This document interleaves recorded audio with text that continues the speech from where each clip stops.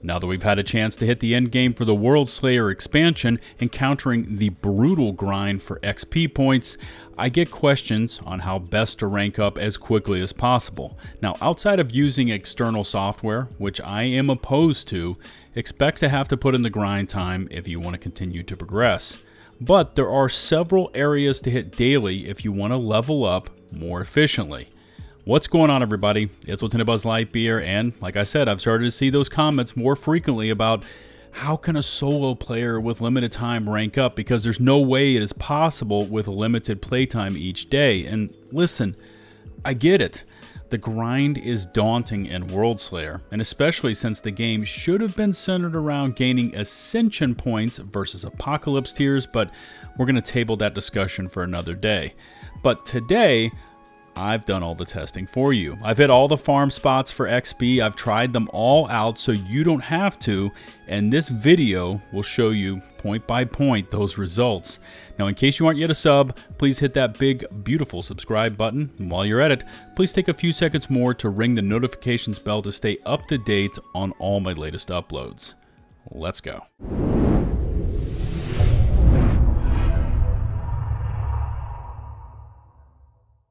I don't know what came over me, because doing all of this testing is quite crazy, but I did it, and I have a notepad and all of these scribbles to prove it.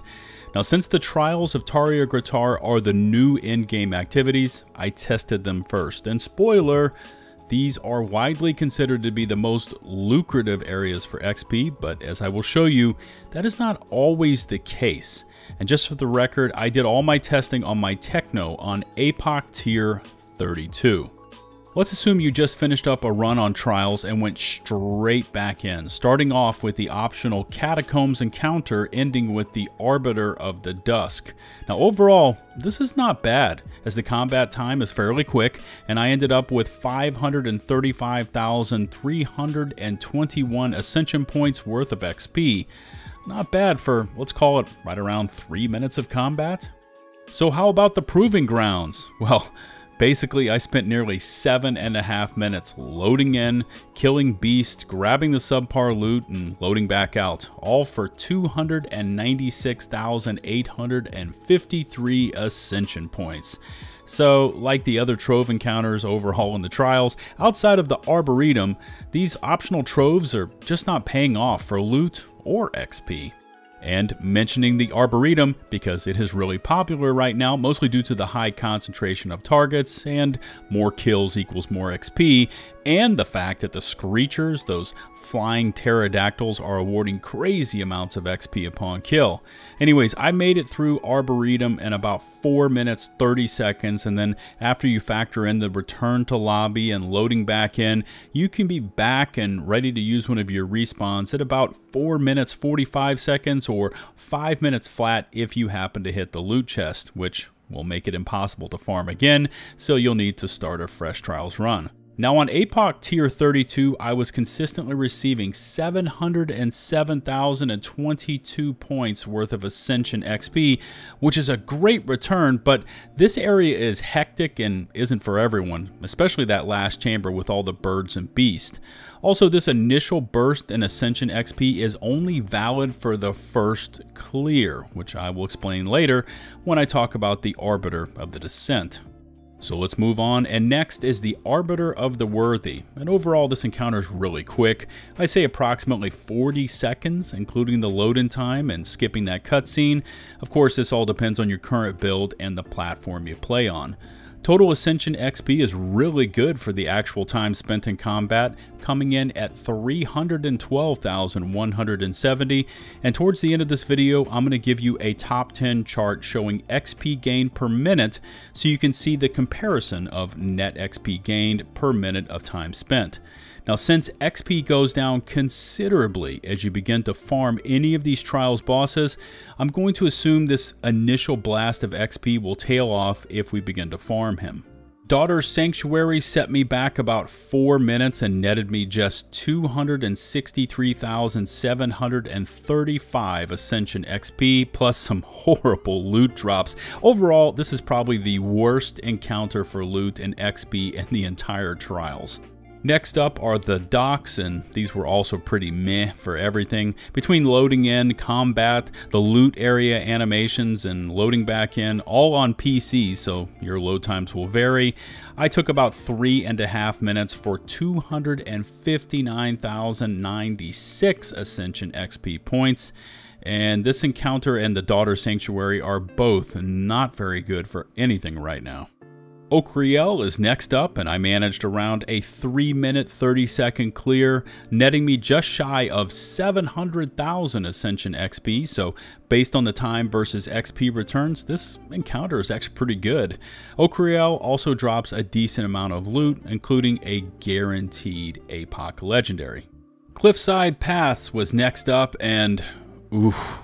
7+ minutes for gear to break down for materials, and we got just 492,219 total Ascension XP, which is not good. The encounter has such long and spread out battle areas that you spend a lot of time just waiting for the next wave of beasts to show up. Another natural tendency is to farm the final Arbiter, the Arbiter of the Descent, and this is still a great farm, as total load in, combat, grab the loot, dashboard, and load back in averaged around 1 minute 20 seconds to 1 minute 30 seconds, depending on how in tune I was with trying to down this final boss. Now this Arbiter still gives you the 3 shown APOC legendaries to choose from as well, but here's a little hitch to farming this Arbiter. His XP rewards go down after the first clear.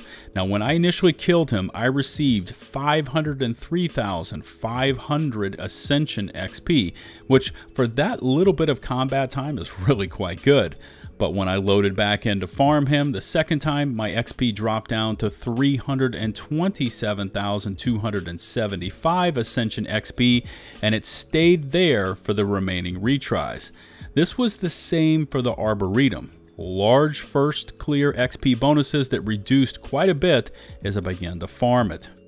So there's the bulk of the trials, and I did skip those smaller skirmishes in between, as they basically reward you with very little XP and or loot. So how about we look outside in the main game at other available zones? First, I went out to try the boss Chrysaloid encounter, and that's a hard pass. Don't do this. You get no XP and you get basic loot, which makes this one to avoid.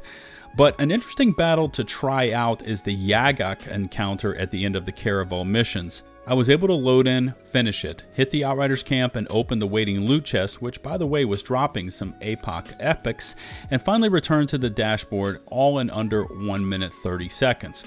And each time I finished this battle, killing Yagak, I got 197,171 Ascension XP, and it never went down, unlike the final Arbiter or the Arboretum. The loot was all trash, but the battle itself was super easy, and the returns weren't bad for that little time spent in combat. Expeditions were next up, and besides netting quick and large amounts of drop pod resources, I found them to yield decent amounts of XP as well. Heart of the Wild took the longest at 9 minutes 42 seconds, but I received 793,320 Ascension XP. Mountain Outpost took 7 minutes 47 seconds and netted 821,007, leading me to a theory that beast missions lead to more XP over fighting insurgents or ferals. Stargrave took well under 5 minutes, and we got 531,000 Ascension XP.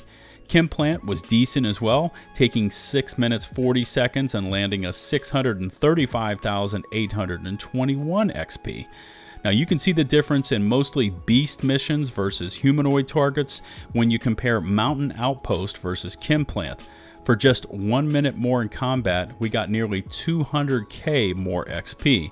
For science, I also tried out Boomtown, taking right around 3.5 minutes for 480,742 Ascension XP, and finally Coliseum took 7 minutes 33 seconds for 761,918 Ascension XP.